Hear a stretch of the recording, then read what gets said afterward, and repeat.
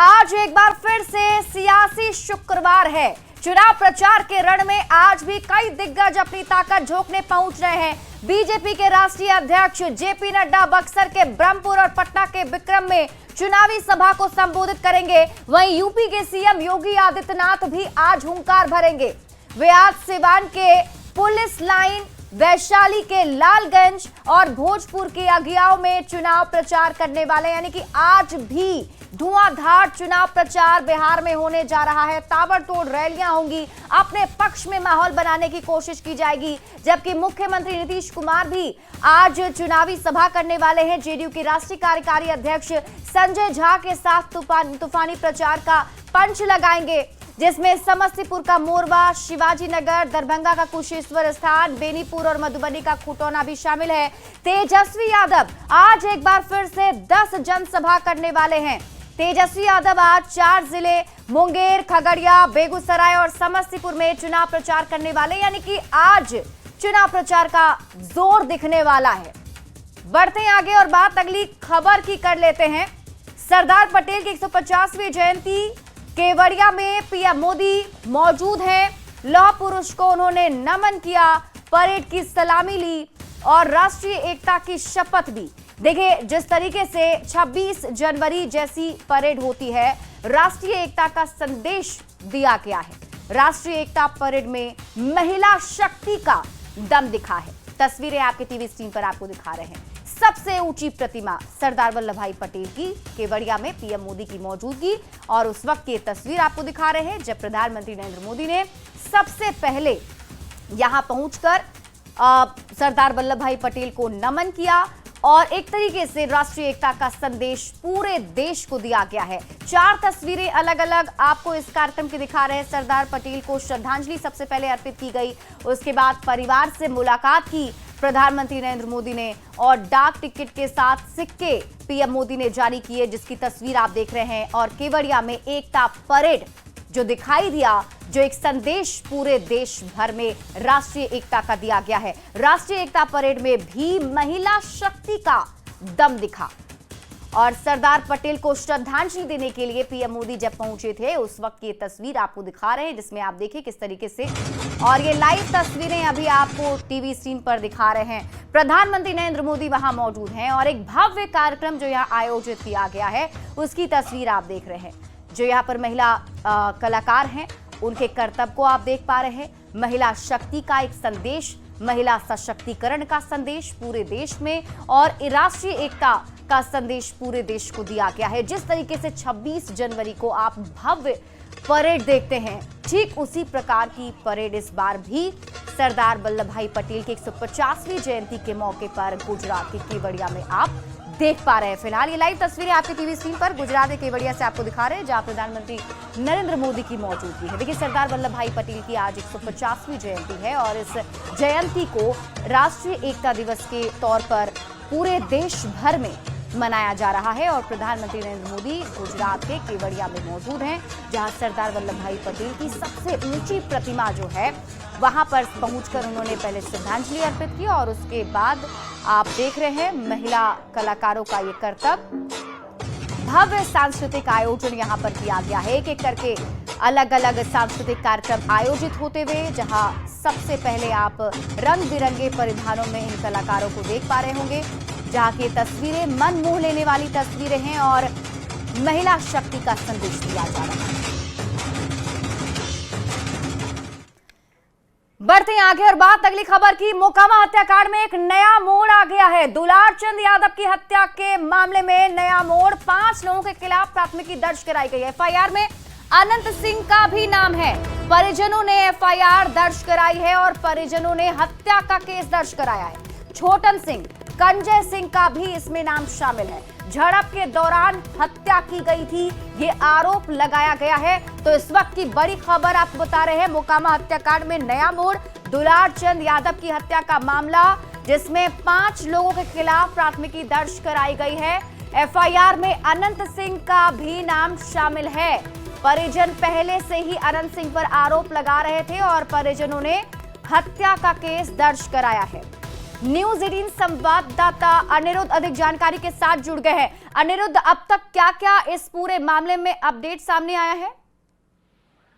बता दें कि सबसे पहले तो अनंत सिंह जो पूर्व विधायक और कामा से जदयू प्रत्याशी हैं, अनंत सिंह समेत 5 लोगों पर प्राथमिकी दर्ज उनके दुलारचंद यादव के परिजन द्वारा कराया गया और इसकी पुष्टि ग्रामीण एसपी विक्रम सिहाग ने की है।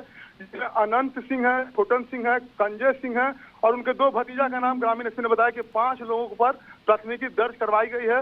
दूसरे पक्ष का भी आवेदन का इंतजार पुलिस कर रही है। अभी जो तार पैतृक आवास है दुलारचंद का, उनका डेड बॉडी वहीं रखा हुआ है। पुलिस जो है पटना पीएमसीएच में पोस्टमार्टम करवाने की पूरी तैयारी कर रही है। वहां मेडिकल बोर्ड गठन कर दिया गया।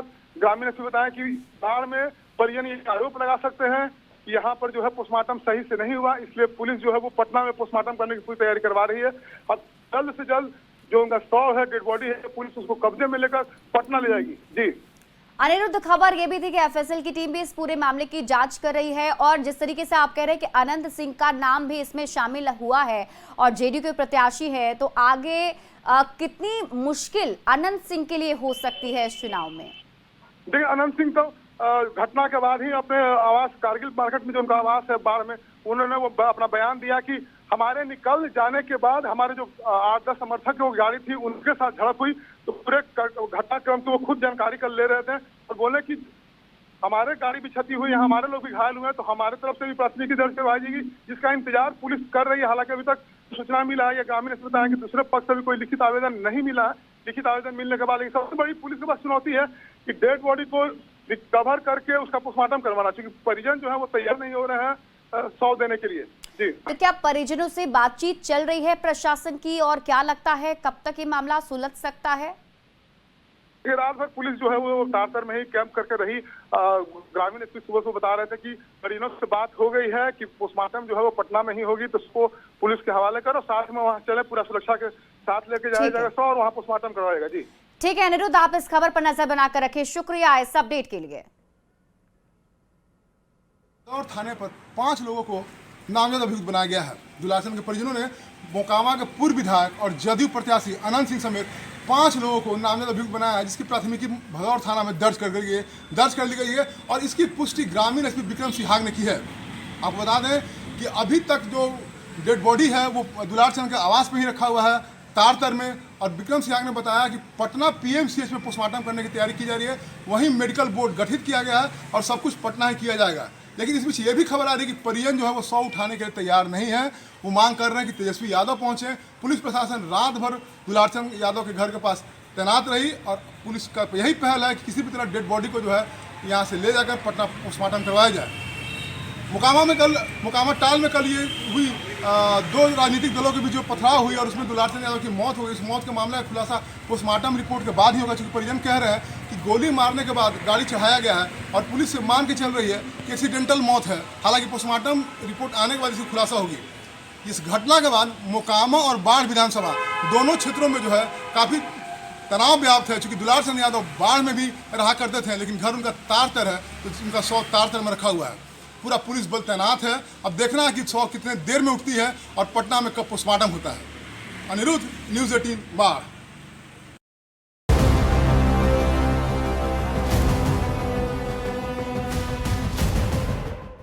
मोकामा बिहार का वो विधानसभा क्षेत्र जो 2025 के चुनाव में 2 बाहुबलियों की नाक का सवाल बना हुआ है। अनंत सिंह और सूरजभान सिंह की वजह से मोकामा की चर्चा पूरे बिहार में हो ही रही थी कि गुरुवार को मोकामा के टाल इलाके में लालू प्रसाद के करीबी रहे दुलारचंद यादव की हत्या ने और भी ज्यादा हलचल मचा दी। दुलारचंद यादव के समर्थकों ने अनंत सिंह के लोगों पर ताबड़तोड़ फायरिंग और मारपीट का आरोप लगाया है। शासन क्या बोलता है? प्रशासन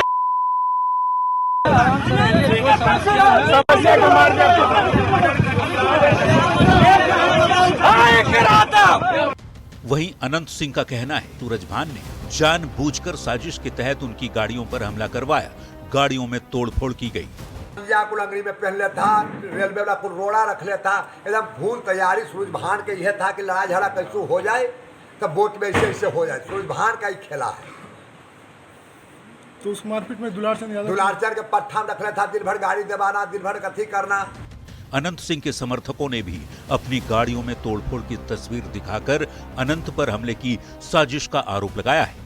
ऐसा हाल बना दिया था वो लोग। हम लोग भाग रहे हैं, उसके बाद वो लोग पीछे और घुसा रहा है। देखिए, वहीं मोकामा की घटना ने नेता प्रतिपक्ष तेजस्वी यादव को बोलने का मौका दे दिया है। तेजस्वी यादव ने पूछा कि आखिर ये कौन सा राज चल रहा है। एक एएसआई की सिवान में गला रेत करके मार दिया गया और दुलार चंद यादव जी की हत्या मोकामा में कर दी गई। तो ये क्या है?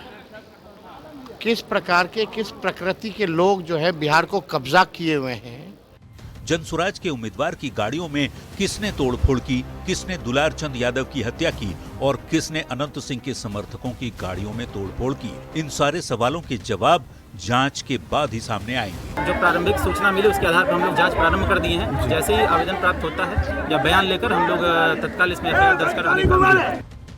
फिलहाल चुनाव के बीच मोकामा में दुलार चंद यादव की हत्या ने बिहार के चुनाव में नई बहस छेड़ दी है। न्यूज़ 18 के लिए बाढ़ से अनिरुद्ध और पटना से धर्मेंद्र कुमार के साथ ब्यूरो रिपोर्ट। गया जी के टेकारी विधानसभा में टेकारी के वर्तमान विधायक और एनडीए प्रत्याशी अनिल कुमार पर जानलेवा हमले में अनिल कुमार का एक हाथ फ्रैक्चर कर गया है। साथ ही कई कार्यकर्ता इसमें घायल हो गए हैं। मामले पर अनिल कुमार ने कहा कि ये जंगल राज की झांकी है कि मुझे जान से मारने की कोशिश की गई। अंगरक्षक नहीं होते तो मैं जीवित भी नहीं रहता। साथ ही हमले में अनिल कुमार ने आरजेडी के कार्यकर्ताओं पर पत्थरबाजी का भी आरोप लगाया है।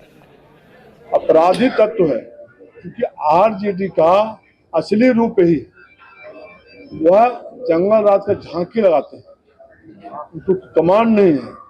इसी गांव में इतना घटना नहीं होती है। कल रात में अभी प्रमोद चौधरी जी बोल रहे थे कि मेरी पंचायत है और हाथी पंचायत है, मेरे समाज का एक वोट नहीं है।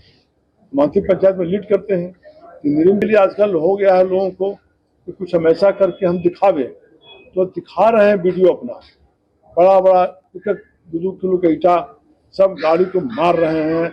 हम बैठे हुए हैं और बड़ा ईटा चला दे रहे हैं और हम बस ये समूचा शीशा जो है मेरे सीट पर आ गया। पर तो जान मारने की साजिश था, हम तो मारे जाते। अगर हम इसी तरह भाग नहीं पाते, पांच सुरक्षा कर्मी नहीं रहता तो बचने के सवाल नहीं था। कटिहार जिले के बरारी थाना क्षेत्र से एक बड़ी खबर सामने आई, जहां जेडीयू विधायक और बरारी विधानसभा के प्रत्याशी विजय सिंह को फोन पर जान से मारने की धमकी मिली है। धमकी के बाद इलाके में तनाव का माहौल बना हुआ है। विधायक ने तुरंत ही पुलिस को इसकी जानकारी दी, जिसके बाद पुलिस ने एक युवक को हिरासत में लिया है और अब पुलिस की टीम उससे पूछताछ कर रही है। तो बड़ी खबर आपको बता रहे हैं, बड़ी जानकारी सामने आ रही है। जेडीयू विधायक और बरारी विधानसभा के प्रत्याशी विजय सिंह को फोन करके जान से मारने की धमकी मिली है। धमकी के बाद पूरे इलाके में तनाव का माहौल बना हुआ है। हालांकि विधायक ने तुरंत इसकी जानकारी पुलिस की टीम को दी है और पुलिस ने एक युवक को हिरासत में लेकर पूछताछ शुरू कर दी है। तो ये लोकतंत्र का पर्व है, महापर्व है। लोकतंत्र की लड़ाई मतलब कि चुनाव के में है, कौन जीतेगा कौन हारेगा तो बरारी के देवतुल जनता भाग विधाता उनके हाथों में है। लेकिन इस तरह का धमकी देना ये अशोभनीय है, अमर्यादित है। इसकी हम निंदा करते हैं और उचित जांच की मांग करते हैं कि इसके पीछे कौन लोग हैं जो कि इस तरह का लोग कैसे चलेगा। फिर ये धमकी देना अच्छी बात नहीं है। वहीं दानापुर विधानसभा क्षेत्र में आरजेडी प्रत्याशी रीतलाल यादव के समर्थकों के घरों पर पुलिस ने छापेमारी की है और पुलिस ने कई घरों में तलाशी ली है, जिसका सीसीटीवी फुटेज भी सामने आया है। रीतलाल यादव की पत्नी ने आरोप लगाया कि यह कार्रवाई राजनीतिक साजिश के तहत की जा रही है। हालांकि अभी तक इस छापेमारी पर कोई आधिकारिक बयान नहीं आया है।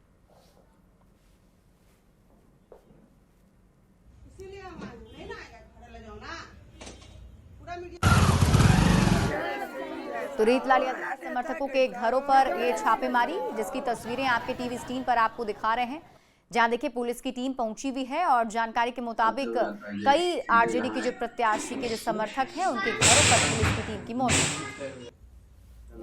हम लोगों को मानसिक रूप से वो लोग परेशान कर रहे हैं कि ये लोग टूट जाए, बिखर जाए, ताकि ये लोग घर से न निकले, वोट न मांगे। मेरे जो भी कार्यकर्ता है वो लोग भी डरा रहे हैं कि रितलाल यादव के पास पुलिस आ रहा है, तो ऐसा ना कि हम लोग कोई पुलिस पकड़ ले, तो इस तरह से करेंगे तो उसका सारा कार्यकर्ता डर जाएगा, धमस जाएगा, वोट नहीं मांगेगा।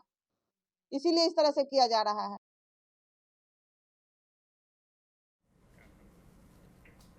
आरा के जगदीशपुर विधानसभा क्षेत्र में महागठबंधन प्रत्याशी किशोर कुणाल ने जनसंपर्क अभियान तेज कर दिया है। गांव-गांव जाकर मतदाताओं से आशीर्वाद मांग रहे हैं और जनता से वोट देने की अपील भी कर रहे हैं। किशोर कुणाल ने 14 नवंबर को बिहार में महागठबंधन की सरकार बनने का दावा किया। अपार समर्थन मिल रहा है और जनता का पूरा आशीर्वाद मिल रहा है और जमीनी स्तर पे आप चल रहे हो तो दिख रहा होगा कि तेजस्वी यादव जी का सीएम बनना तय है। वही देखिए, कांग्रेस नेता राहुल गांधी की मुश्किलें बढ़ गई हैं। पीएम मोदी पर की गई टिप्पणी को लेकर सीजेएम की अदालत में राहुल गांधी के खिलाफ परिवारवाद दायर किया गया है। मुजफ्फरपुर के सकरा में राहुल गांधी ने कहा था पीएम मोदी वोट के लिए स्टेज पर नाच भी लेंगे। छठ पर्व को लेकर ड्रामा और नौटंकी जैसे शब्दों का इस्तेमाल किया था। अब इस बयान को लेकर अधिवक्ता सुधीर ओझा ने परिवाद दायर किया है। आरोप लगाया है कि इस बयान से करोड़ों हिंदुओं की आस्था को ठेस पहुंची है। अदालत ने परिवाद पर सुनवाई की तारीख 11 नवंबर की तय की है। हिंदुओं की भावना को जो आस्था के साथ इस छठ पर्व को मनाते हैं, ठेस तो पहुंचा ही गया, जानबूझ के पहुंचाया गया। साथ ही जो देश के यशस्वी प्रधानमंत्री हैं माननीय नरेंद्र मोदी जी, उनका नाम लेकर के और नाचने गाने की बात कह के, ड्रामा कह के, छठ पर्व के नाम लेकर के जो ठेस पहुंचाया गया उनके द्वारा, उसी को लेकर के माननीय सीजेएम मुजफ्फरपुर की अदालत में एक आपराधिक मुकदमा दर्ज कराया गया है